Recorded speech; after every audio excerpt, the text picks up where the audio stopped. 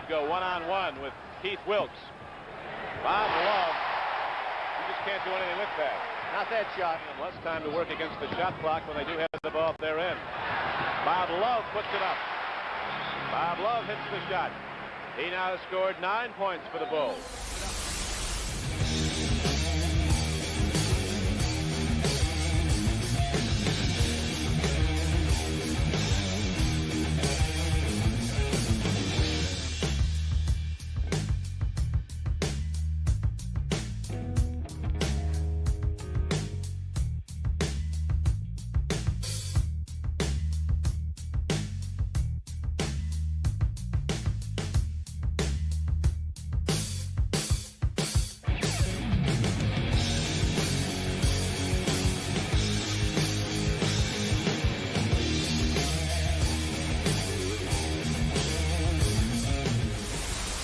For over 45 years, I can say one word.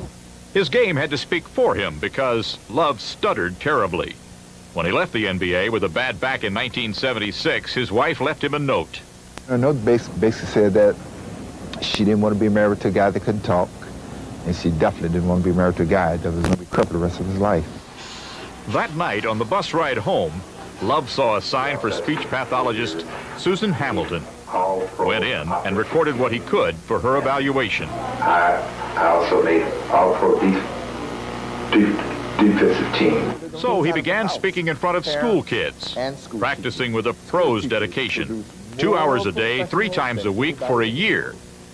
Finally, at age 45, his words flowed smooth and clear. And for me to be here this morning and utter one word to you without stuttering makes me the happiest person in the world, because it's a dream come true, guys. Ladies and gentlemen, Bob Love. He is already a legend. His jersey is one of only 3 the Chicago Bulls ever retired.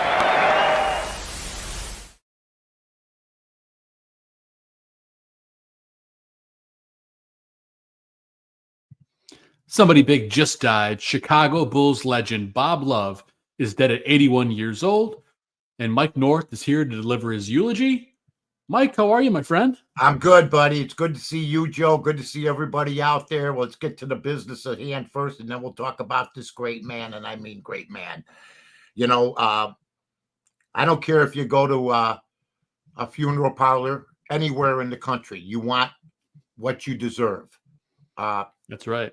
To be taken care of, to make the process easier, to be walked through it, to not be taken advantage of, to see all the different packages they may have. Nobody taking advantage of anybody. Longevity matters in the business. I don't care what business you're in, okay? And the business of dying, of course, we've broken ground here with a podcast about people that die that I believe don't get the fanfare, including this guy coming up. I'll talk about the underwhelming type of situation with some of the sports stations about Bob Love. But that's beside the point. Bob's gone. And when you're gone, you want to be treated with dignity. And that's what they do at Cumberland Chapels, ladies and gentlemen. 8300 West Lawrence Avenue in Norridge. Tony Lupo, Pete Martino, and the people there, 708-456-8300. Just great people. They have a wonderful rotunda. They have chapels all around. They have in the building there testimonials, great parking situation. You can park their side streets right there. It's in the neighborhood. I mean, if you want to compare it to some, it's like Wrigley Field. It's a big place, as you can see, but it's surrounded by homes. And it's right there on Higgins and on Lawrence. And it's a beautiful place, great people. And also, after you're done there, you know, you might go and you might have the after the funeral party, if you want to call it that. I think the Irish call it that. The Italians call it drudgery. You know, everybody's got a different word for it. You got to go to Pennyville Station. Pennyville Station with my buddy Tony Antonacci, the head owner and proprietor. His dad, the ambassador of restaurants in the Chicagoland area, the owner of Basta Pasta, where we did our wonderful Emmy Award-winning shows back in late 90s, early 2000s. I'd be just kitty corner from down there. Pasta was in Edison Park. Pennyville's right there at 112 Main Street. There I am with ESPN's Jesse Rogers. Man, that was a good picture of me. I haven't looked that good lately. Anyway, I got to tell you, you look at always look good. I know you try. Hey, but I'm going to tell you something. It's a great place, great fun. 112 Main Street, across from the railroad station. Across from the railroad station in Park Ridge. So go by, see them all. Wonderful wait staff, the whole ball of wax. And that's what his nickname was, Butterbean Love. He was smooth as silk. There's no doubt about it, ladies and gentlemen. Bob Love is an interesting character. You can make a movie on him. Sure could. I don't want to give anybody ideas that will make them money and I'll be out in the cold, but what else is new? You know what I'm saying? But if anybody ever wanted to make a movie, you can make a movie on. There's sports stars that still haven't had movies about them. Ted Williams, I think, could have a movie made of. War hero, for sure. Baseball player. Bob Love, dishwasher after he played in the NBA, working at Nordstrom's. A stuttering problem. The head of Nordstrom's liked his work ethic, and they took care of him. They put him through school, and then he saw, as you saw, the situation where he could get better. And I will talk about all that. And to just give a little background, you can make a movie about this guy. He's an inspiration. He was born on December 8th, 1942. He died November 18th, just recently, at 81. Yes. He's in the Mitzi Gaynor wing, the over 80 wing that we. That's right. Just barely, but yeah. Just barely made it in there. I've named the wing after I didn't go over it with Joe, but I thought it was appropriate. It's one of our favorite shows of all time. That's right. We're going to have a Liam Payne wing for people under 35. That's what we're going to be doing. I mean, that's how we're going to. Ironically, he was laid to rest yesterday, Mike. What was the holdup? All the investigation stuff. Wow. Yeah, that's right. He was in another country. Threw himself. Yeah, unbelievable. But yeah, and Bobby was 6'8", 215 pounds, lean type of guy. He went to Morehouse Bastrop High School in Bastrop, Louisiana. It's no longer there, the high school. I don't even know if the town's there. Okay. He went to Southern in the NAIA. He was a fourth-round pick, 33rd overall. His playing career spanned 1965 to 1977. Played small forward. Played for in the Eastern League when he tried out. It took him a year or two. Trenton Colonials. Then he went from there to the Cincinnati Royals from 66 to 68. The Milwaukee Bucks, 1968. And then they had drafted him. But this is unbelievable. He got cut from the Bucks after averaging 20 points in the preseason. You know why he got cut? Because he stuttered. Yeah. Said, we're not going to keep you. You can't utter a sentence. And, you know, that had to sting bad because he was afraid to talk in school. And he was afraid the teacher would call on him. So now you're averaging 20 points in a very, very tough NBA at that time, a defensive type of league. They hear you stutter, and you can't get your point across to them. I don't care, in meetings, whatever, and they just cut him. I can't imagine what the fallout would be in this politically correct world. Yeah, nowadays. Yeah, it's starting to get easier now. But back in the day. But I also want to talk about the fact that he was buried along with the other Bulls by Michael Jordan. Okay? Mm-hmm. These guys here, if you ask Bulls fans, besides Michael Jordan, did you have almost an inner feeling of a relationship? Maybe with Paxson. I don't think people had a big relationship or felt strongly about Ron Harper. You know, Dennis, yes, I think he was another guy that connected. I think the fans' favorites were Jordan and Rodman, with a nod going to Pippen and Grant. Okay, but they were a 6-time championship team, right? These guys had never won a championship. You asked Bulls fans back then. We loved Butterbean Love. Chet Walker. Norm Van Leer. Are you kidding me? Yep. One of my dear friends. Jerry Sloan. These guys were like gods to us.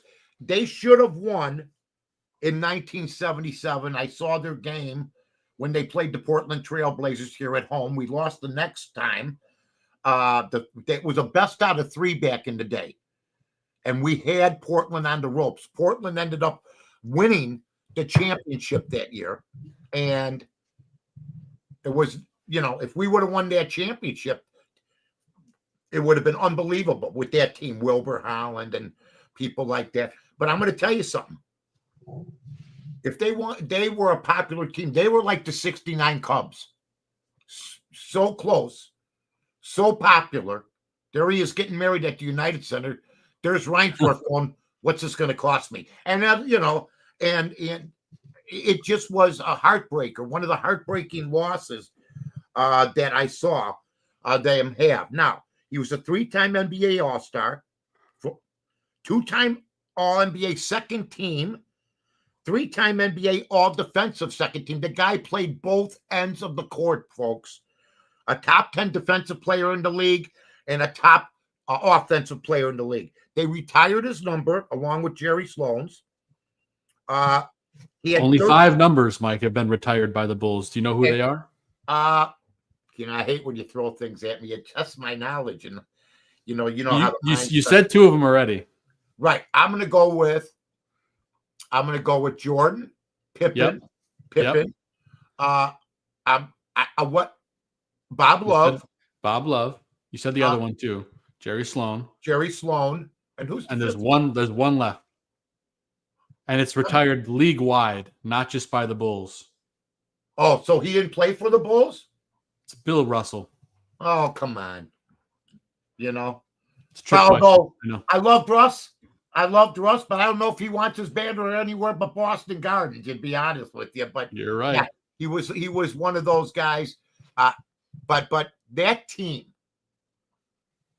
I think there's only one living member from the starting team, Tom Borwinkle. We lost Sloan, we lost Walker, we lost Van Leer, and we lost Bob Love now. And now Bob Love, yep. So now we got one guy from that team now, and that team came so close so many times. Average his points, 17.6 career-wise. He averaged 5.9. We'll round it out to 6 rebounds a game and 2 assists a game. So, I mean, the guy was good. He died of cancer. We always talk about how they don't really tell people what people die of anymore. I think the retirement of the number was the icing on the cake for him. Now, let me tell you about this. He was the special thing I had was I grew up liking these people, and then I made it in the business, and I got to be friends with them and interview. I don't care if it was Norm Van Leer, I was buddies with Bob Love. I mean, that was cool. Bobby Hull. I mean, guys I grew up with, Walter Payton. That was the joy of the job. What a list, Mike. What a list. That was the joy of the job. Gale Sayers, all these people, right? So, Bob Love, I decided to get him on, me and Jiggets, okay? I knew he had somewhat of a stuttering problem.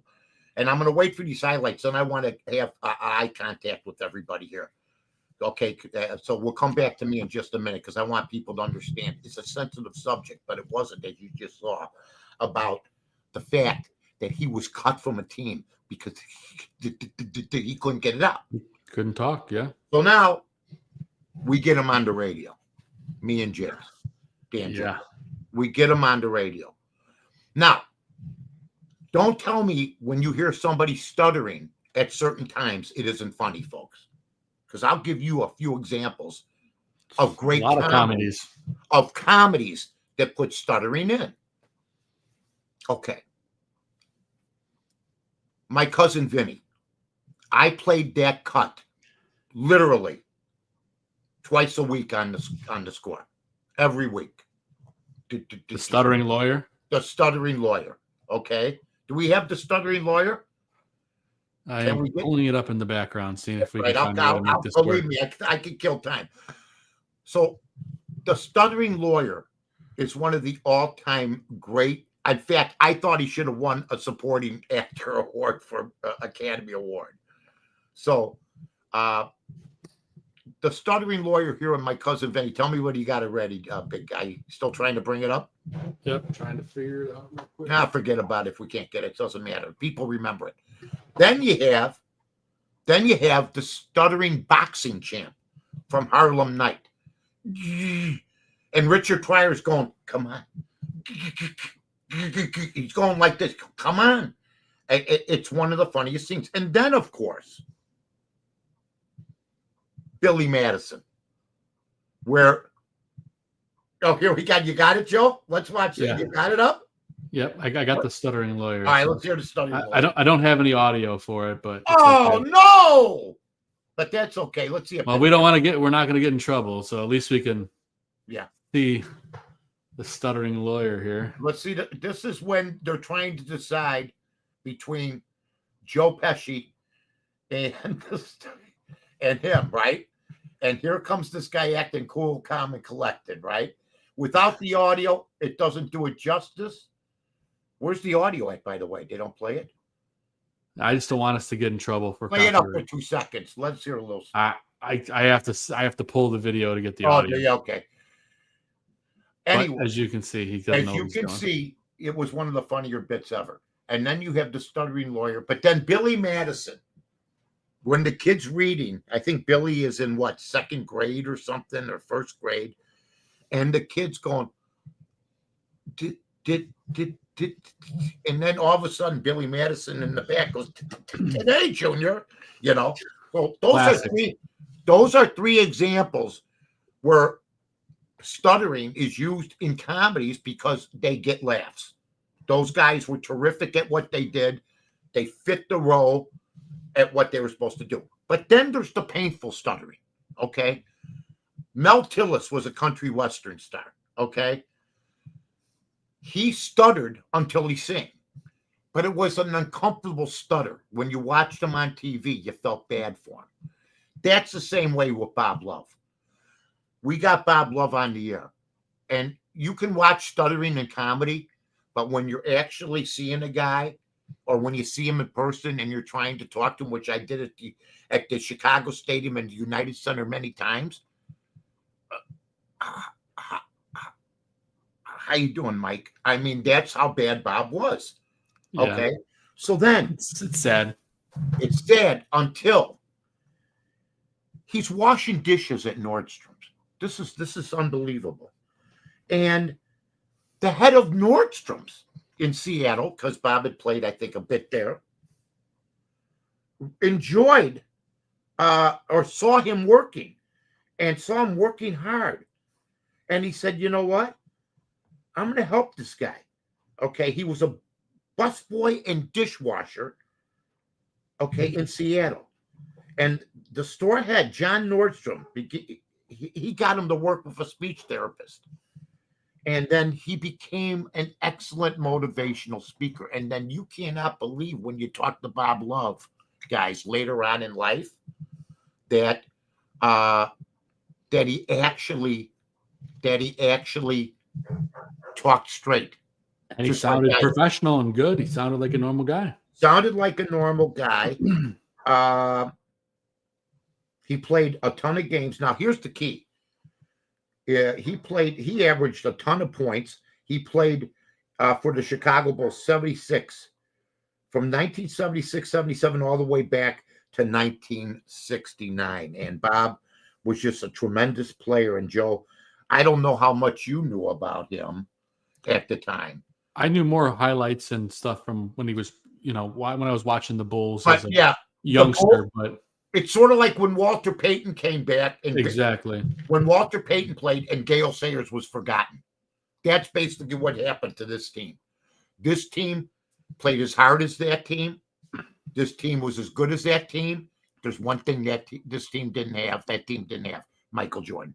Did not have Michael Jordan. If you had Jerry Sloan and Van Leer, if you have Jordan and Sloan or Jordan and Van Leer, or if you have a better center. Tom Borwinkle was a passing center, not taking that's enough of the pictures. Let's talk, me and you. Forget about the pictures. All right. I've seen this thing 100 times already.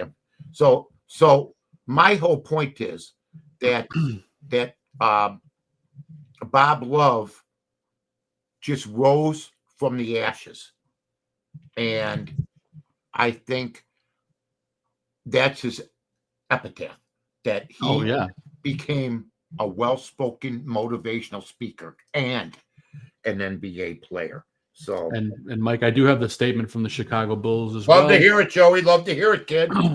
Chicago Bulls mourn the passing of Bob Love. Chicago Bulls mourn the passing of Bob Love, who passed away today in Chicago at the age of 81 after a long battle with cancer.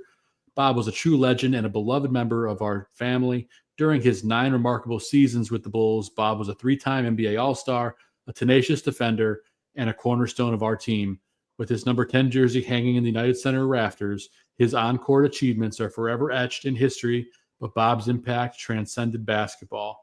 And there's a lot more in there about how he was a motivational speaker and how they are grateful and for his contributions and legacy. And the condolences go to his wife, Emily, his family, and his many friends. And they say they'll provide more info on a memorial service in the future. Yeah, we'll find out about that. We'll keep track of it. Somebody big did die today. I saw the coverage that I saw. I didn't watch a lot of the Chicago stations. I saw it was okay. It was fine. Nationally, I wasn't satisfied with it. That's why we do this show, Joe and I. Joe did a tremendous job getting everything put together. We do this on short notice, but we want to make sure we do the best we can. We thank Cumberland Chapels, ladies and gentlemen. We thank Pennyville Station, Joe and I. Yes, without those 2 wonderful sponsors, I mean, come on. And it's just right for what we do. Okay? You got to talk about it. Nobody escapes it. I'm trying to figure it out. I want to hit, tonight I was walking the dog, or this morning I was walking the dog. Whoa. You know what I mean? So the cold weather's here. We're happy to be here to stay. Ground. Yeah, we'd rather put up with any kind of weather, than have to, the final time will come for everybody, but, hopefully later than sooner. Bob lived a wonderful life, 81 years of age. We appreciate everybody listening on behalf of Joe Mandel. And yours truly, Mike North. That's right. Condolences to Bob Love and his family. And we'll see you next time on Somebody Big Just Died.